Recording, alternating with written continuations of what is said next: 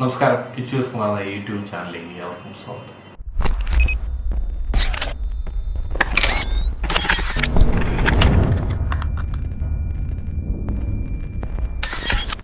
ഇതിനു മുമ്പ് FCP10 beginner tutorial നമ്മൾ ചെയ്തിട്ടുണ്ടായിരുന്നു. എന്നാൽ ഇന്ന് മുതൽ FCP10 കുറച്ച് അഡ്വാൻസ്ഡ് ആയിട്ടുള്ള ക്ലാസ് സ്റ്റാർട്ട് ചെയ്യുകയാണ്. ബേസിക് ടു എൻഡ് ഒരുപാട് കാര്യങ്ങൾ പറയാനുള്ളത് കൊണ്ട് ഒരുപാട് എപ്പിസോഡുകളായിട്ടാണ് ഇത് ചെയ്യുന്നത്. ഒരു സീരീസ് ഓഫ് എപ്പിസോഡായിട്ട് FCP10 ക്ലാസ് ഉണ്ടാവും. അതുകൊണ്ട് തീർച്ചയായും എല്ലാവരും സബ്സ്ക്രൈബ് ചെയ്യുക, എല്ലാ ക്ലാസ്സുകളും കാണുക, കൂടെ പഠിക്കുക. അപ്പോൾ നമ്മൾ ഏറ്റവും ബേസിക് ആയിട്ടുള്ള കാര്യം മുതൽ തന്നെ പറഞ്ഞു തുടങ്ങണം എന്നാണ് എൻ്റെ ഒരു വിശ്വാസം. അപ്പോൾ എന്താണ് എഡിറ്റിംഗ്? വളരെ സിമ്പിളായിട്ട്, ഒരുപാട് അതിൻ്റെ ഡെഫിനിഷനിലേക്കൊന്നും കടക്കുന്നില്ല. വളരെ സിമ്പിളായിട്ട് പറഞ്ഞാൽ ഓർഡർ അല്ലാതെ ഷൂട്ട് ചെയ്യുന്ന ഒരുപാട് ക്ലിപ്പിംഗ് അതിൻ്റേതായിട്ടുള്ള ഒരു ഓർഡറിൽ അടുക്കി പിറക്കി അതിനൊരു അർത്ഥം കൊടുക്കുന്നതിനെയാണ് എഡിറ്റിംഗ്. വളരെ സിമ്പിളായിട്ട് പറഞ്ഞാൽ, മനസ്സിലാവുന്നൊരു ഭാഷയിൽ പറഞ്ഞാൽ എഡിറ്റിംഗ് എന്ന് പറഞ്ഞാൽ ഒരു അൺസോർട്ടഡ് ആയിട്ടുള്ള, ഇപ്പോൾ നമ്മൾ അറിയാം, ഒരു സിനിമയാണേലും ഒരു സീരിയലാണേലും, ഒരു വെഡിങ്ങിൻ്റെ കേസിൽ അങ്ങനെയല്ല, അത് അത്യാവശ്യമൊക്കെ നമ്മൾ ഓർഡറിൽ തന്നെയാണ് ഷൂട്ട് ചെയ്യുന്നത്. ഒരു സിനിമയാണേലും സീരിയലാണേലും അങ്ങനെ ഒരു ഡോക്യുമെൻ്ററി ആണെങ്കിൽ പോലും നമുക്ക് ഒരു പക്ഷേ നമ്മുടെ സിറ്റുവേഷൻ അനുസരിച്ച് നമുക്ക് ചിലപ്പോൾ ഫസ്റ്റ് ഷൂട്ട് ചെയ്യുന്ന ക്ലൈമാക്സോ അല്ലെങ്കിൽ ഒരു സീനിലെ തന്നെ ഏതെങ്കിലും ഒരു പാർട്ടോ ഒക്കെ ആയിരിക്കും നമ്മൾ ഷൂട്ട് ചെയ്യുന്നത്.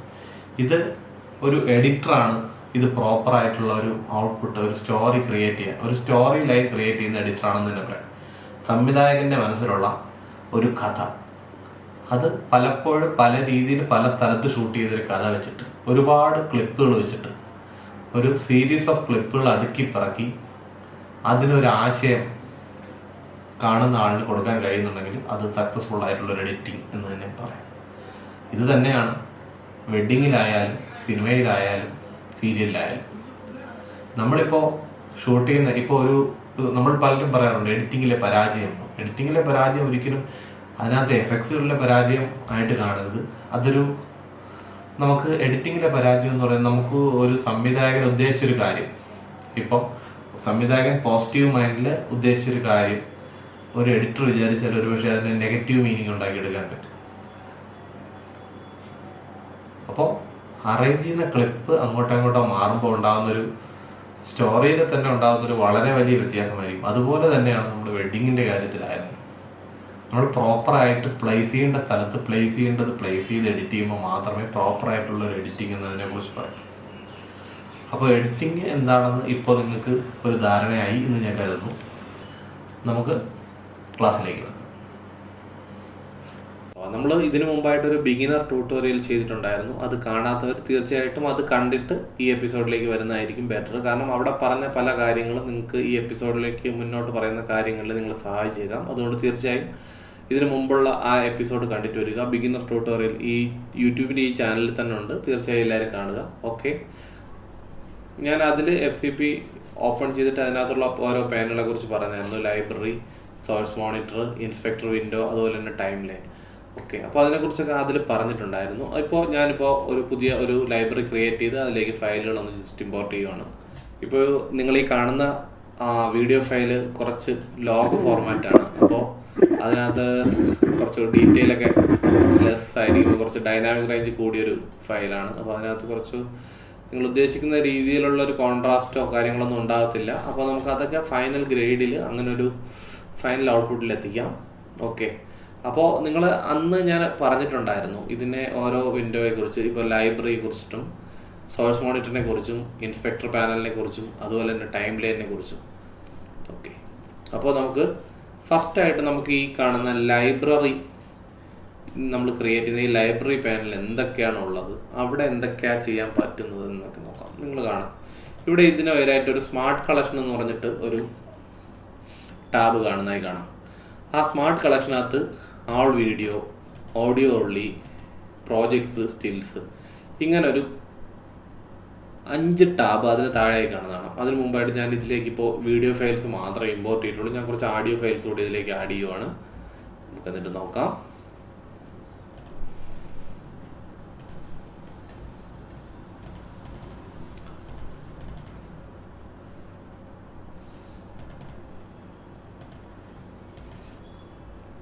ഞാനൊരു ഓഡിയോ ഫയൽ ആഡ് ചെയ്തു.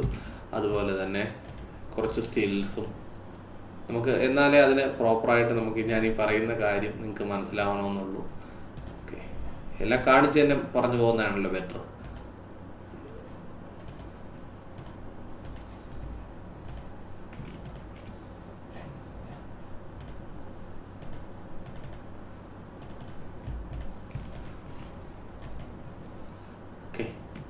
ഇപ്പോൾ ഞാൻ അത്യാവശ്യം ഇതിനകത്ത് ഇമേജസ് ഉണ്ട്. ഈ ഒരു ബിന്നിനകത്ത് തന്നെയാണ് ഞാൻ ഇതെല്ലാം ഇമ്പോർട്ട് ചെയ്തേക്കുന്നത്. ഈ ഇമ്പോർട്ടിങ്ങിനെ കുറിച്ചൊക്കെ ഡീറ്റെയിൽ ആയിട്ട് ഞാൻ ഇതിനു മുമ്പുള്ള ബിഗിനർ ട്യൂട്ടോറിയൽ പറഞ്ഞിട്ടുണ്ട്. അപ്പോൾ ഞാൻ വീണ്ടും പറയുവാണ്, നിങ്ങൾ ഈ വീഡിയോ കാണുന്നതിന് തൊട്ട് മുമ്പായിട്ട് തന്നെ മറ്റ് വീഡിയോ ഈ നമ്മുടെ ബിഗിനർ ട്യൂട്ടോറിയൽ വീഡിയോ കണ്ടിട്ട് ഇങ്ങോട്ട് വരുവാണെങ്കിൽ നിങ്ങൾക്ക് ഒരുപാട് ഉപയോഗമായിരിക്കും. ഓക്കെ, അപ്പോൾ നിങ്ങൾക്ക് പറഞ്ഞ മനസ്സിലായി. ഇതിപ്പോൾ MPEG-4 ഫയലാണ്. അതിനകത്ത് നമ്മൾ ആഡിയോ ഉണ്ട്, അതുപോലെ തന്നെ JPG ഇമേജ് ഞാൻ ഇതിലേക്ക് ഇമ്പോർട്ട് ചെയ്തിട്ടുണ്ട്. ഓക്കെ, ഇത് ഞാൻ പറഞ്ഞതിന് മുമ്പ് ഈ ലൈബ്രറി നമ്മൾ ക്രിയേറ്റ് ചെയ്തതിന് തൊട്ടതായിട്ട് സ്മാർട്ട് കളക്ഷൻ എന്ന് പറഞ്ഞൊരു ടാബാണ്. അതിന് താഴെ വീഡിയോ കൊടുക്കുവാണെങ്കിൽ ഇത് ഒരു കളക്ഷനാണ്. കളക്ഷൻ എന്ന് പറഞ്ഞാൽ നമ്മളിപ്പോൾ ഒരുപാട് ഇപ്പോൾ നോക്കും, അടുത്ത ഞാൻ ഒരു ബിന്നൂടെ ക്രിയേറ്റ് ചെയ്യുകയാണ്. ഇവിടെ ആ ബിന്നിനകത്ത് ഞാൻ കുറച്ച് ഫയലുകൾ ഇമ്പോർട്ട് ചെയ്യുകയാണ്. ഓക്കെ, ഇവിടെ ഞാൻ ഒരു 2 ഇമേജ് ഇമ്പോർട്ട് ചെയ്തു. അതുപോലെ തന്നെ വീഡിയോയും കൂടി ഇമ്പോർട്ട് ചെയ്യാം. ഓക്കെ,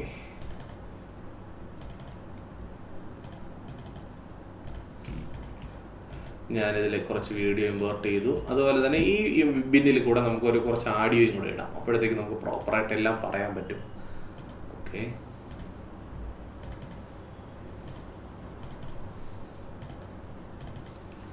ഞാനിപ്പോൾ ഇതിനകത്ത് ഈ ബിന്നിലും അത്യാവശ്യം കാര്യങ്ങളുണ്ട്. നോക്കൂ, ഈ ബിന്ന് ഇത് 2 ബിന്നാണ് ക്രിയേറ്റ് ചെയ്തേക്കുന്നത്.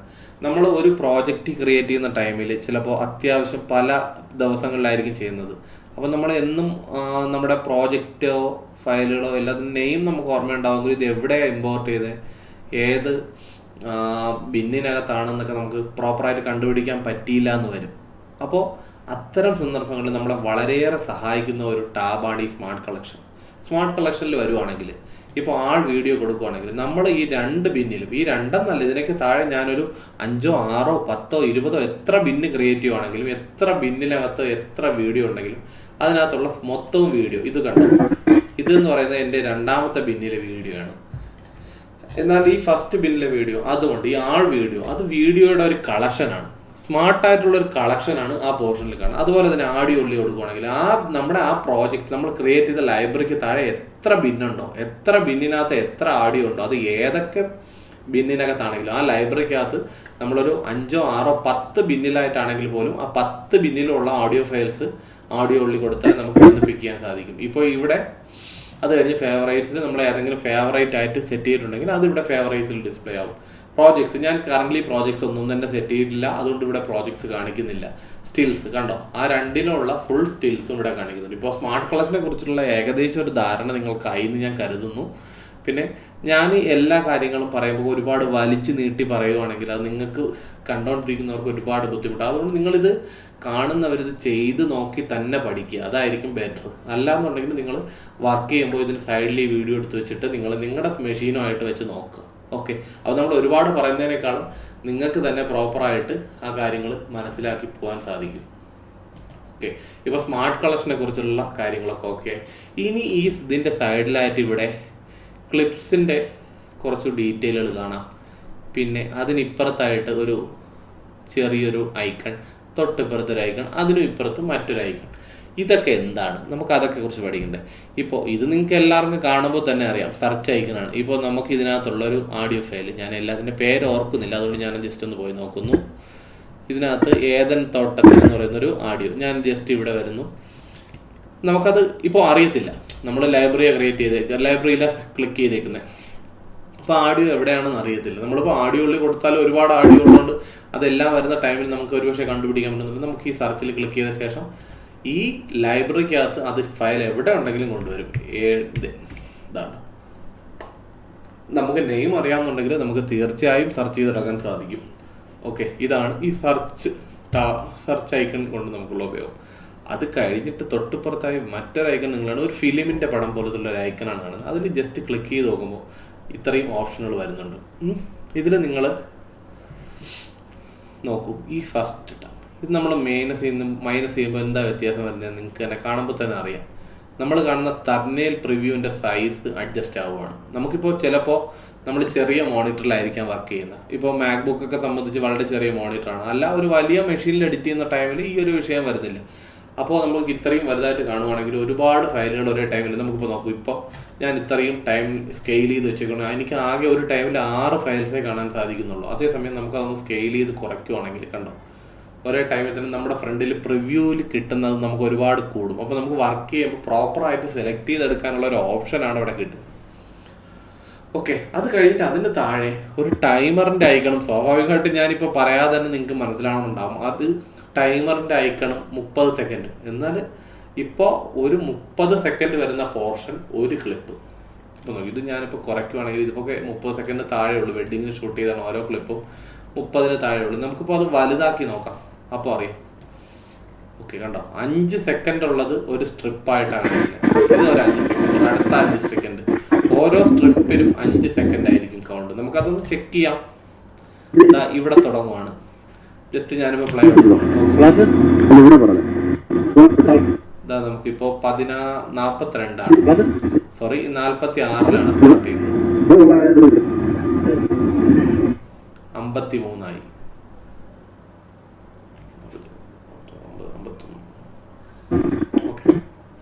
ഓക്കെ. അപ്പോൾ ഓരോ 5 സെക്കൻഡ് ഒരു സ്ട്രിപ്പായിട്ട് കാണുവാണ്. അപ്പോൾ അത് തിരിച്ച് നമ്മൾ കൺവെർട്ട് ചെയ്ത് ഇപ്പോൾ ഞാൻ ആള് കൊടുക്കുവാണെങ്കിൽ അത് എത്ര വലിയ ക്ലിപ്പാണെങ്കിലും ഒരൊറ്റ തംബ്നെയിലായിട്ടേ കാണിക്കത്തുള്ളൂ.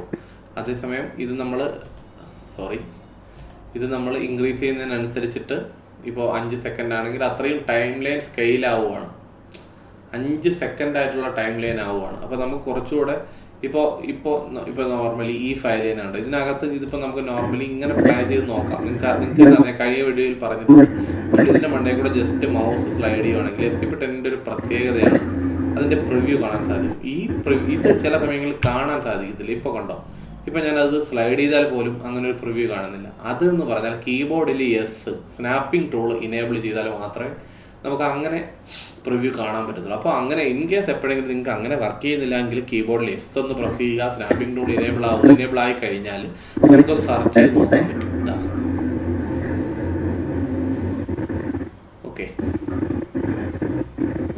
ഇപ്പൊ നമ്മൾ ഇങ്ങനെ സെർച്ച് ചെയ്ത് നോക്കുന്നതല്ലാതെ ഇതിനകത്തുള്ള ഇപ്പൊ നമ്മൾ ചിലപ്പോൾ റഷായിട്ട് ഒരുപാട് കാര്യങ്ങൾ എഡിറ്റ് ചെയ്യുന്ന ടൈമിൽ നമുക്ക് വിട്ടുപോയെന്ന് പറയാം. അപ്പൊ നമ്മൾ കുറച്ചുകൂടെ ഇവിടെ വന്നിട്ട് ഇതൊന്ന് ടൈം ലൈൻ ഒന്ന് വലുതാക്കുവാണ്. നമ്മൾ 2 സെക്കൻഡ് ഒക്കെ ഇടുവാണെങ്കിൽ നമുക്ക് ഏകദേശം ഫുള്ളും ഇവിടെ തന്നെ കാണാം. ആ ഫയലിനകത്ത് എന്തുണ്ട് എന്നുള്ളത് നമുക്ക് പിന്നെ അതിനകത്ത് സ്നാപ്പ് ചെയ്ത് നോക്കണമെന്നില്ല. നമുക്ക് പ്രിവ്യൂയിലൂടെ തന്നെ അത് കാണാൻ സാധിക്കും അതിനകത്ത് എന്തെന്നുള്ളത്. അപ്പോൾ അതും നിങ്ങൾക്ക് മനസ്സിലായി. അത് കഴിഞ്ഞിട്ട് അടുത്തത് ഗ്രൂപ്പ് ബൈ, സോർട്ട് ബൈ, അങ്ങനെ 2 ഓപ്ഷനാണ്. സ്വാഭാവികമായിട്ട് നിങ്ങൾക്ക് തന്നെ അറിയാം ഗ്രൂപ്പ് ബൈ ഫയൽ ടൈപ്പ്.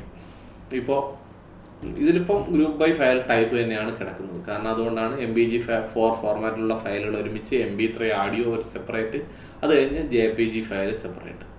ഇതിപ്പോൾ ഞാൻ മാറ്റുവാണ്, ഫയൽ ടൈപ്പ് മാറ്റി കണ്ടന്റ് ക്രിയേറ്റഡ് ആക്കി. എന്ന് പറഞ്ഞാൽ എനിക്ക് ആദ്യം ഏത് കണ്ടന്റാണ് ഇതിൽ ക്രിയേറ്റ് ചെയ്തേക്കുന്നത് ആ ഒരു ഓർഡറിലാക്കി. ഇപ്പോൾ കണ്ടോ 17 മെയ്യിൽ ക്രിയേറ്റ് ചെയ്ത ഓഡിയോയും 10 ഫെബ്രുവരിയിൽ ക്രിയേറ്റ് ചെയ്ത ഈ സ്റ്റില്ലുകളും, അത് കഴിഞ്ഞ് 28 ജനുവരിയിൽ ക്രിയേറ്റ് ചെയ്ത, അങ്ങനെ ആ ഒരു ഓർഡറിലേക്ക് നമ്മളത് ഷിഫ്റ്റ് ആവും. ഓക്കെ, അപ്പോൾ ഗ്രൂപ്പ് ബൈ ആ ഗ്രൂപ്പ് അറേഞ്ച് ചെയ്യുന്ന ഗ്രൂപ്പിനെ ഏത് രീതിയിലാണ് ഡിസ്പ്ലേ ചെയ്യേണ്ടത് എന്ന് നമുക്ക് ഇവിടെ നിന്ന് കൊടുക്കാം. ഇപ്പോൾ റീൽ വൈസ് ആണോ, സീനാണോ, ഡ്യൂറേഷൻ ആണോ, അതോ ഡ്യൂറേഷൻ വെച്ചിട്ട് കൊടുക്കുവാണെങ്കിൽ നോക്കും. ഇപ്പോൾ ഡ്യൂറേഷൻ കുറഞ്ഞ ക്ലിപ്പുകൾ ഇപ്പോൾ കണ്ടോ 1 തൊട്ട് 10 മിനിറ്റ് വരെ ലെങ്ത്തുള്ള ക്ലിപ്പുകൾ ആദ്യം, അത് കഴിഞ്ഞ് 10 തൊട്ട് 30 സെക്കൻഡ് വരെ, അങ്ങനെ നമുക്ക് വേണ്ട രീതിയിലൊക്കെ തന്നെ അറേഞ്ച് ചെയ്യാം. അത് കഴിഞ്ഞ് ഫയൽ ടൈപ്പ് ഉണ്ട്, റോളുണ്ട്, ക്യാമറ നെയിം, ക്യാമറ ആംഗിൾ, അതൊക്കെ നമ്മൾ ഡിഫൈൻ ചെയ്ത് കൊടുത്തിട്ടുണ്ടെങ്കിൽ പ്രോപ്പറായിട്ട് അത് ഡിസ്പ്ലേ ചെയ്യും. ഇതിപ്പോൾ നമ്മൾ ഡ്യൂറേഷൻ കൊടുത്തു, അസെൻഡിങ് ആണോ ഡിസെൻഡിങ് ആണോ നമുക്കറിയാം. ഇപ്പോൾ നോക്കൂ, ഇതിനകത്ത് ഏറ്റവും ടോപ്പിൽ വലിയ 1 തൊട്ട് 10 മിനിറ്റ് വരെ ഉള്ളതാണ്. ഞാനിപ്പോൾ ഇത് അസെൻഡിങ് ആക്കുവാണെങ്കിൽ ഈ ഓർഡർ അങ്ങ് തിരിയും. ചെറിയ ക്ലിപ്പുകൾ ആദ്യവും വലിയ ക്ലിപ്പുകൾ അവസാനമായിട്ട് വരും. ഇത്രയേ ഉള്ളൂ, അതൊരു ചെറിയ സിമ്പിൾ. ഓക്കെ, അത് കഴിഞ്ഞ് സോർട്ട് ബൈ നമ്മൾ നേരത്തെ അതിനെ ഗ്രൂപ്പായിട്ട് കാണിച്ചു. ഇപ്പോൾ അത് സോർട്ട് ചെയ്യുന്നതിന് വേണ്ടി ഓപ്ഷൻ. ഇപ്പോൾ അത് സെയിം തന്നെയാണ് സംഭവിക്കുന്നത്. ഗ്രൂപ്പ് ആക്കത്തില്ല, എന്നാൽ ഗ്രൂപ്പിനകത്ത് അത് സോർട്ട് ചെയ്യുന്നത് എങ്ങനെ വേണം എന്ന് തീരുമാനിക്കുകയാണ്. ഇപ്പോൾ ഈ ഗ്രൂപ്പിനകത്ത് തന്നെ ഇതൊരു ഗ്രൂപ്പ്. ഓക്കെ, സോറി, ഞാനിപ്പോൾ ഫയൽ ടൈപ്പിലേക്ക് ചേഞ്ച് ചെയ്യുവാണ്. ഫയൽ ടൈപ്പിലേക്ക് ചേഞ്ച് ചെയ്തു. ഓക്കെ, ഇപ്പോൾ എൻ്റെ MPG4 ഫയൽസ് എല്ലാം തന്നെ ഒരുമിച്ചുണ്ട്. അപ്പോൾ ഇപ്പോൾ കണ്ടന്റ് ക്രിയേറ്റ് ചെയ്ത ഓർഡറിലാണ് ഇതിപ്പോൾ കിടക്കുന്നത്. ഞാനത് നെയിം ആക്കുമ്പോൾ കണ്ടോ, ഇവിടെ ആദ്യം ഉണ്ടായിരുന്ന ഫയലുകൾ അങ്ങ് മാറി ഇതേ ഇവിടെ വന്നു. കാരണം അതിൻ്റെ നമ്പർ നെയിമുകൾ അനുസരിച്ചിട്ട് അതിൻ്റെ നമ്പർ അനുസരിച്ച് ഇപ്പോൾ 928 ശേഷമാണ് 957 വന്നിരിക്കുന്നത്. എന്ന് പറഞ്ഞാൽ നമ്മൾ നേരത്തെ കാണിച്ച ഗ്രൂപ്പിനകത്ത് തന്നെ വീണ്ടും ഒരു അറേഞ്ച്മെന്റ്, അതിന് വേണ്ടിയിട്ട് നമുക്ക് സോർട്ട് ഉപയോഗിക്കാം. ടാഗ് അനുസരിച്ചിട്ടാണെങ്കിൽ അല്ല ഡ്യൂറേഷൻ അനുസരിച്ചാണെങ്കിൽ. ഡ്യൂറേഷൻ ഇപ്പോൾ കൊടുത്തു, ഡ്യൂറേഷനിൽ അറേഞ്ച് ചെയ്തപ്പോൾ നോക്കൂ, ഇപ്പോൾ ഈ ക്ലിപ്പിന്റെ ഡ്യൂറേഷൻ എന്ന് പറയുന്നത് ഇൻഫർമേഷൻ പാനലിൽ വന്നു കഴിഞ്ഞാൽ നമുക്കത് അറിയാം. ആ ഡ്യൂറേഷൻ എന്ന് പറയുന്നത് 4 സെക്കൻഡും 4 ഫ്രെയിമുമാണ്. അതിന്റെ അവസാനത്തെ നോക്കൂ 24 സെക്കൻഡും 14 ഫ്രെയിമുമാണ്. അപ്പോൾ ഡ്യൂറേഷൻ അനുസരിച്ച് ഏറ്റവും ചെറിയ ഡ്യൂറേഷനുള്ള ഫയൽ ആദ്യവും വലിയ ഡ്യൂറേഷനുള്ള ഫയൽ അവസാനവുമായി അറേഞ്ച് ആയി. ഓക്കെ, അപ്പോൾ ആ ഒരു ഓപ്ഷൻ സോർട്ട് ബൈ എന്ന ഓപ്ഷൻ. ഇനി വേവ് ഫോം. അപ്പോൾ നിങ്ങൾ ഈ നമ്മൾ കണ്ടുപിടിക്കുന്ന വീഡിയോ പ്രിവ്യൂ മാത്രമേ കാണുന്നുള്ളൂ. ഇനി ഇതിന്റെ കൂടെ എല്ലാത്തിനൂടെ ആഡിയോ ഉണ്ട് എന്ന് വിചാരിക്കുക. അപ്പോൾ നമുക്ക് അതിന്റെ വേവ് ഫോമും കൂടി ആ പാനലിൽ തന്നെ കാണണമെന്നുണ്ടെങ്കിൽ ജസ്റ്റ് വേവ് ഫോം ഓൺ ചെയ്യുക. അവിടെ വേവ് ഫോം കൂടി നമുക്ക് കാണാൻ സാധിക്കും. ആഡിയോയുടെ വേവ് ഫോം കൂടെ ആ പ്രിവ്യൂ പാനലിൽ തന്നെ ഡിസ്പ്ലേ ചെയ്യും. കണ്ടിന്യൂസ് പ്ലേ ബാക്ക് ടിക്ക് കൊടുക്കുകയാണെങ്കിൽ നമ്മൾ നേരത്തെ അടുത്ത ക്ലിപ്പിലേക്ക് ഓട്ടോമാറ്റിക്കലി നമ്മൾ ഇപ്പോൾ ഞാൻ ഇത് വെച്ചിട്ട് ജസ്റ്റ് പ്ലേ കൊടുത്തേക്കുവാണ്, സ്പേസ് അടിച്ച് പ്ലേ ചെയ്തേക്കുവാണ്. അത് കഴിഞ്ഞ് അടുത്ത ക്ലിപ്പിലേക്ക് ഓട്ടോമാറ്റിക്കലി സ്റ്റാർട്ട് ആയി പോകും. നമ്മളിപ്പോ അത് കൊടുത്തിട്ടില്ല, കണ്ടിന്യൂസ് പ്ലേ ബാക്ക് കൊടുത്തിട്ടില്ല എന്നുണ്ടെങ്കിൽ കണ്ടോ, ഇത് കഴിഞ്ഞിട്ട് നമ്മൾ അടുത്ത ഇവിടെ സ്നാപ്പിലേക്ക് പുറത്തോട്ട് വെക്കണം. ഇപ്പൊ പ്ലേ കൊടുക്കുവാണെങ്കിലും അതിന്റെ ആ ക്ലിപ്പിന്റെ എൻഡിൽ വന്നിട്ട് അതങ്ങ് നിൽക്കും. അപ്പൊ കണ്ടിന്യൂസ് ആയിട്ട് പ്ലേ ആവത്തില്ല. ഓക്കെ, ഇതൊക്കെ നമുക്ക് ജെനുവിൻ ആയിട്ട് എപ്പോഴും എഡിറ്റിങ്ങിൽ യൂസ് ചെയ്യണം. എല്ലാ ടൈമിലും യൂസ് വരണമെന്നില്ല. എന്നാലും നമ്മൾ ചില പർട്ടിക്കുലർ ആയിട്ട് നമ്മളെല്ലാം പഠിച്ചിരിക്കുവാണെങ്കിൽ നമുക്ക് ഏതെങ്കിലും സാഹചര്യത്തിൽ കുറച്ചുകൂടെ എഡിറ്റിങ്ങിലെ ഈസിനെസ് കൊണ്ടുവരുന്നതിന് വേണ്ടിയിട്ട് ഈ പറഞ്ഞ കാര്യങ്ങളിൽ പലതും ഉപയോഗിക്കാം. അപ്പോൾ നമ്മളെല്ലാം പ്രോപ്പറായിട്ട് പഠിച്ചു പോവുകയാണെങ്കിൽ നമുക്ക് ഉണ്ടാകുന്ന ഏറ്റവും വലിയൊരു ഗുണം എന്ന് പറയുന്നത് നമ്മൾ എവിടെ പോയാലും, ഏത് മെഷീനിലേക്ക് പോയാലും, ഏത് സോഫ്റ്റ്വെയറിലേക്ക് പോയാലും നമുക്ക് ബെറ്റർ ആയിട്ട് എഡിറ്റ് ചെയ്യാൻ സാധിക്കും എന്നുള്ളത് തന്നെയാണ്. ഓക്കെ, അപ്പോൾ നമുക്കിനി മറ്റു കാര്യങ്ങളിലേക്ക് നോക്കാം. ഇപ്പോൾ നമ്മൾ ഇത്രയും പഠിച്ചു കഴിഞ്ഞു. ഇനി അടുത്ത ഇവിടെ വരുമ്പോഴത്തേക്ക് ഇവിടെ 2 ചെറിയ ഐക്കണോട് നിങ്ങൾ കാണുന്നുണ്ട്. നോക്കിയേ, ഇത് ഒന്ന് ഇതിൻ്റെ ടൈറ്റിൽ പാനാണ്. FCPയെ സംബന്ധിച്ച് നിങ്ങൾ എല്ലാവരും FCPയിലേക്ക് എല്ലാവരുടെയും കണ്ണ് FCPയിലേക്ക് എത്തുന്നത് അതിൻ്റെ ടൈറ്റിലാണ് മനോഹരമായിട്ടുള്ള. ഈ ടൈറ്റിൽ പാനൽ വരുവാണെങ്കിൽ FCP തന്നെ ഡിഫാൾട്ടായിട്ട് അവർ ചെയ്തിരിക്കുന്ന കുറച്ച് ടൈറ്റിലുകളും, ഇതിപ്പോൾ ഞാൻ കുറച്ച് തേർഡ് പാർട്ടി പ്ലഗിൻസ് കൂടെ ആഡ് ചെയ്തിട്ടുണ്ട്. അപ്പോൾ ഇതിൽ കുറച്ചധികം ടൈറ്റിൽസ് കാണുന്നുണ്ട്. അല്ലാന്നുണ്ടെങ്കിൽ FCPയുടെ ഡിഫാൾട്ടായിട്ടുള്ള കുറച്ച് ട്രാൻസിഷനുകളും ടൈറ്റിൽസുകളും ഇവിടെ ഉണ്ടാവും. അത് നമുക്ക് കസ്റ്റമൈസ് ചെയ്ത് എഡിറ്റ് ചെയ്യാൻ സാധിക്കും. അത് കസ്റ്റമൈസ് ചെയ്യുന്ന കാര്യങ്ങളൊക്കെ നമുക്ക് ടൈം ലൈനിലേക്ക് പോകുന്ന ടൈമിൽ നോക്കാം. ഓക്കെ, ഇപ്പം ഞാനത് പാനിനെ കുറിച്ച് പറയുന്നതുകൊണ്ട് മാത്രം, ആ പാനലിനെ കുറിച്ച് പറയുന്നതുകൊണ്ട് അത് പറയുന്നേ ഉള്ളൂ. ടൈറ്റിലുണ്ട്, അതുപോലെ തന്നെ ടൈറ്റിലിന് താഴെയായി തന്നെ മറ്റൊരു ജനറേറ്റർ എന്ന് പറഞ്ഞിട്ട് കാണിക്കാം. ഓക്കെ,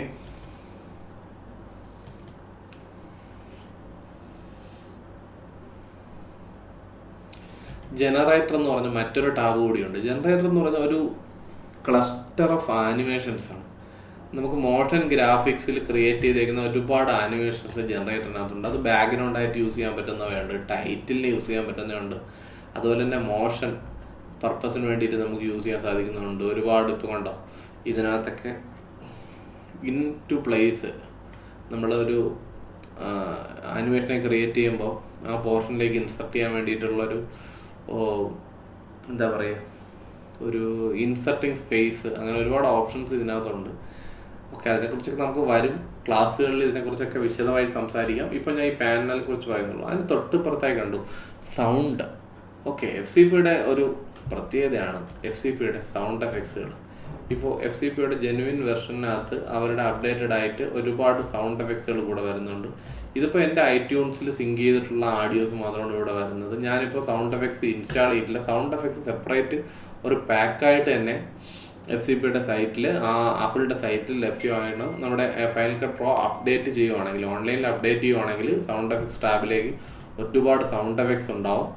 ഇവിടെ നിന്ന് നമുക്ക് ആവശ്യമുള്ള സൗണ്ട് എഫക്ട്സുകൾ ഇപ്പോൾ ഒരുവിധം അത്യാവശ്യം ഒരു നല്ല റേഞ്ച് ഓഫ് സൗണ്ട് എഫക്ട്സുകൾ തന്നെ അവരുടെ സൈറ്റിൽ നിന്ന് നമുക്ക് ഡൗൺലോഡ് ചെയ്യാൻ പറ്റും. വാഹനങ്ങളുടെ സൗണ്ട് എഫക്ട്സ്, ബേഡ്സിൻ്റെ സൗണ്ട് എഫക്ട്സ്, അതുപോലെ തന്നെ പല സിറ്റുവേഷനിൽ യൂസ് ചെയ്യുന്ന നല്ല റോയൽറ്റി ഫ്രീ ആയിട്ടുള്ള സൗണ്ട് എഫക്ട്സുകൾ നിങ്ങൾക്ക് ലഭിക്കുന്നതാണ്. അപ്പോൾ അത് നമുക്കെടുത്ത് വെച്ച് യൂസ് ചെയ്യാനും സാധിക്കും. ഓക്കെ, നമ്മളിപ്പോൾ അത്യാവശ്യം ഈ ബിൻ പാനിനെ കുറിച്ച്, നമ്മുടെ പ്രോജക്റ്റിൻ്റെ ലൈബ്രറി പാനലിനെ കുറിച്ച് അത്യാവശ്യം കാര്യങ്ങളൊക്കെ പറഞ്ഞു കഴിഞ്ഞു എന്ന് വിശ്വസിക്കുന്നു. നിങ്ങളുടെ സംശയങ്ങൾ താഴെ കമൻറ്റ് ചെയ്യുക. നമ്മൾ അടുത്ത ദിവസം ഇനിയുണ്ട്, SCP കഴിഞ്ഞിട്ടില്ല, ഇനി ലൈബ്രറി പാനൽ മാത്രമേ ആയിട്ടുള്ളൂ. ഇനി ഇതിന് ശേഷം മോണിറ്റർ, പ്രിവ്യൂ മോണിറ്റർ ഉണ്ട്, ഇൻസ്പെക്ടർ ഉണ്ട്, ടൈം ലൈൻ ഉണ്ട്. ഇൻസ്പെക്ടറും ടൈം ലൈനുമാണ് ഇതിൻ്റെ ഒരുപാട് പറഞ്ഞാലൊരു 2-3 എപ്പിസോഡിന് പറയാനുള്ള കാര്യങ്ങളുള്ളത് ഇൻസ്പെക്ടറിലും അതുപോലെ തന്നെ ടൈം ലൈനിലുമാണ്. അപ്പോൾ നിങ്ങളുടെ സംശയങ്ങൾ താഴെ കമൻറ്റ് ചെയ്യുക.